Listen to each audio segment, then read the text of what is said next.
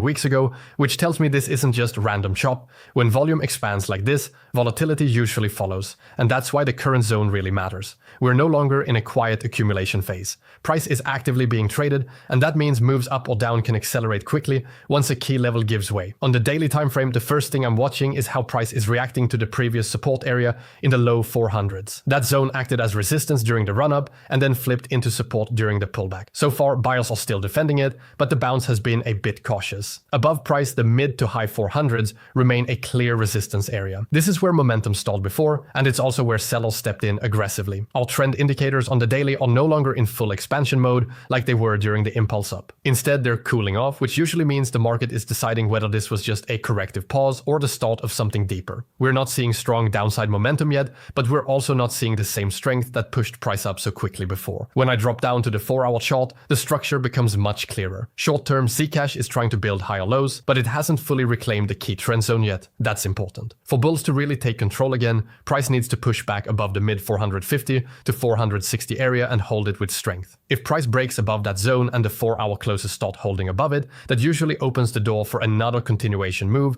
toward the previous highs. On the flip side, if the current support in the low 400s fails, especially on strong volume, then the structure shifts bearish again. In that case, the next area I'd expect price to test is deeper support closer to the high 300s. This is why patience matters here. The chart is giving us clear conditions, and all we have to do is react instead of guessing. Fundamentally, Zcash is still a well-known privacy-focused project, and that alone keeps it relevant in the market. Traders care less about long-term ideology and more about liquidity, volatility, and narrative. Right now, privacy coins tend to move in waves, usually when the broader market is already active. The risk with Zcash, like many older projects, is that it can lag if attention shifts elsewhere. The catalyst side is fairly quiet at the moment, which means price is mostly being driven by technicals and overall market sentiment, especially Bitcoin. If Bitcoin stays strong or continues trending upward, Zcash has room to follow. If Bitcoin stalls or pulls back, Zcash usually feels that pressure faster. Personally, I approach this very simply. I never buy and hold projects personally. I only trade trends on the daily or the 4-hour time frame using our custom indicator. That keeps emotions out of the equation and forces me to respect what the chart is actually doing,